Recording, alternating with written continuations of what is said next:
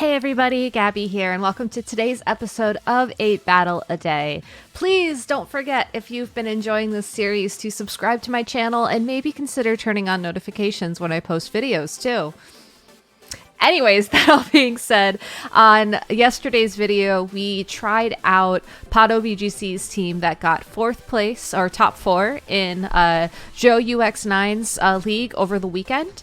If you want to see more about that team and you want to see the breakdown on how to use it, please check out the video linked above. So that's that. Let's get into today's battle. Now, some of you might be wondering why this upload is a little bit late. I think I've discussed this before on this channel, but I tend to just record, do a bare minimum of editing and then just upload or whatever. So today, the distraction was, how many balloons do I need to pop in Animal Crossing in order to get a big festive tree? The answer may subscribe you. The answer may surprise you because I still haven't gotten it yet. So that's fun. Anyways, good luck, have fun to my opponent, Masatomo. I think it's either Masatomo or Masetomo. I think it's Masetomo. Good luck, have fun, and let's get started. So we're facing a Whimsicott, Spectrier, Regieleki, Tapu, Lele, Urshifu. I'm assuming single strike based off of this team. And a Stakataka. So a interesting team. Certainly some Pokemon who could be potential Trick Room setters, but enough fast Pokemon in the Spectrier, the Regieleki, and the Urshifu that makes me believe that the Stakataka is more reactive than necessarily a mode on the team. So just like yesterday, we're going to start off with Porygon Z and Clefairy because I think they're neat. This actually could be a potential Raikou game as well if I felt a little bit more comfortable with this matchup, but I don't. So I just want to go PZ. PZ, go big or go home. So, yeah.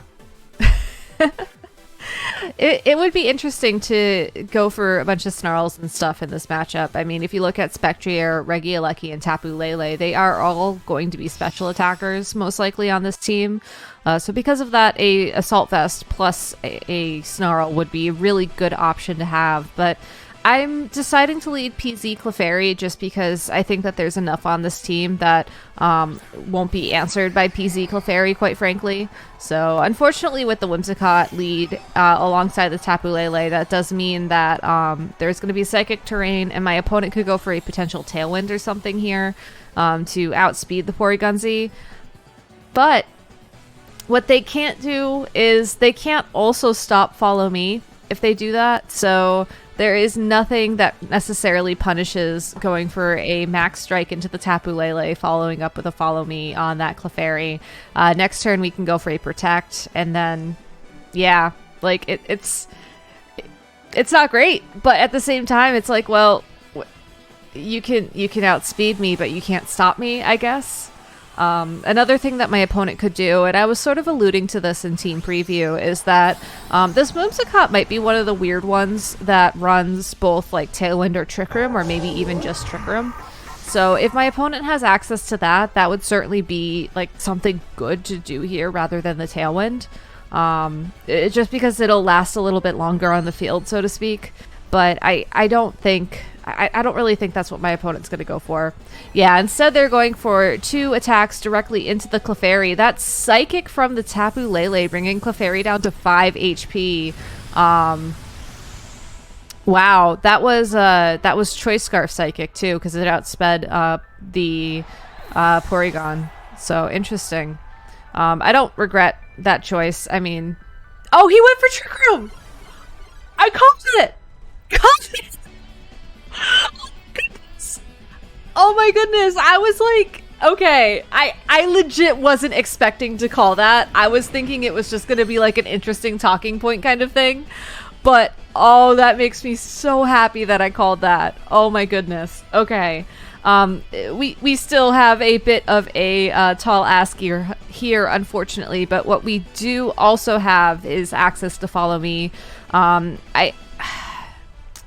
I'm pretty sure as well the Stakataka. I mean, okay, If he Dynamaxes, I don't think I need to go for Follow Me here. I think I could have just protected, because I don't think Max Knuckle will KO Porygon Z at this range. I know that Max Steel Spike wouldn't, and really by redirecting here, I'm guaranteeing the knockout on the Clefairy, so that might have been a misplay on my part. But I'm hoping that by getting the special defense drop from the Max Darkness here and going for something that'll guarantee I get a different Pokemon in next turn, I can switch in the Politoed and just start, you know, doing that whole thing. Maybe not necessarily go for a Perish Song quite yet, just because there's still 3 Pokemon on my opponent's side of the field, and that's not really optimal for a Perish Song, but just in general. And we got the Beast Boost in defense, so that's pretty darn good for me. It's not great, and again, I probably would have been better served going for a Protect on the Clefairy there, assuming that he targeted the Clefairy, or assuming that he didn't target the Clefairy, but I don't really know. Rockfall to get Sandstorm up makes sense here, though, because that'll boost the Stakataka's special defense until I do this. So, anyways, wow, I legitimately was not expecting to call that. That makes me incredibly happy with the Trick Room. Oh my god. I don't think I've actually called that right once on a Whimsicott, so... yeah, sorry if it seems like I'm gloating a little bit. I'm just happy. So I'm doing something I never do with Porygon Z, and I'm going to go ahead and switch it out right now into the Rillaboom. I want to have access to Fake Out next turn, and we still need time in order for Trick Room to expire, and I can't really find that time. I could Max Guard. I certainly could Max Guard, but if I send in Rillaboom now, I get Grassy Terrain up, which I think will be helpful for me in the long run. Because then I can go for like Grassy Glide Scald and do some good damage to this Stakataka. But I could also Fake Out the Whimsicott next turn and try and just reposition myself a little bit better, because I don't think I respected the threat that this Stakataka really brings against this team at the beginning of the game. So I could also potentially sack Porygon Z so that I can get Politoed back in under Rain, but I don't think we want to do that. Especially since we got the Scald Burn. I mean, that's honestly gonna basically be neutral at this point now that we know the Stakataka has weakness policy, but still, good to know, good to know. Alright, so there is one more turn of the opposing Dynamax as well. So I think what we'll do is we will flinch the Whimsicott again, just to ensure that he can only get one knockout the next turn with the Stakataka attacking. And then I think another Scald into the Stakataka would be a good play. And then next turn, it might even be possible to go for like a Helping Hand Grassy Glide or something for the KO. And then when Porygon Z comes back in, it'll be the fastest thing on the field, since by then Trick Room should expire. So I think that's how we play this at this point. I'm also a little bit concerned about what my opponent's last Pokemon is going to be, because they know my 3 Pokemon at this point, and I feel like they probably have a better idea of what this endgame's going to look like than I do, since I feel like I'm just making it up. But we'll see. Okay, good. He attacked Rillaboom. I was really nervous for a sec that he was going to attack Politoed that turn, because like I had this realization like mid attack, I guess. It was like, oh, I left Politoed wide open. I shouldn't have done that. All right. So, okay. This is tricky now. This is tricky because he can always Max Guard this turn, or not even Max Guard anymore. He can Protect, assuming that he has Protect. Most Stakataka, I feel like are running 3 attacks plus Protect. I don't think we're seeing any more Stakataka that have like Trick Room instead of Protect. But like a Rock Slide or something here would also be really detrimental. I don't think Grassy Glide can KO from here. You know what? Let's just try it. Let's just try it. Worst case worst case, we get some damage down. I need the damage. And you can't risk the Rock Slide happening, because if that Rock Slide were to have connected with both Politoed and Rillaboom, that would have been a two Pokemon knockout. It would have been 3 versus 1, and then that would have been really bad. Now, even though we are going to take this Dazzling Gleam on both Rillaboom and Politoed's not really in a good spot, especially after Sandstorm, we're back in a position where it's 2v2. We can get Porygon Z back on the field. Trick Room should expire this turn, and I don't know. We'll just figure out how we're going to deal with this last Pokemon. I think if it's Trick Room Whimsicott, I think we should outspeed, and I feel like for that reason I have to respect or just go straight for the KO onto that Whimsicott so I don't like mess things up. But it's Urshifu single strike. All right, I think that's game. I am like 90% sure that's game in their favor. What could I have done? I didn't respect Stakataka, so that would have been the best play to make up for it. I'm like trying to think if there's anything I can do here that would even make sense. It would be like Porygon Z is the only Pokemon I have that may or may not outspeed the Whimsicott.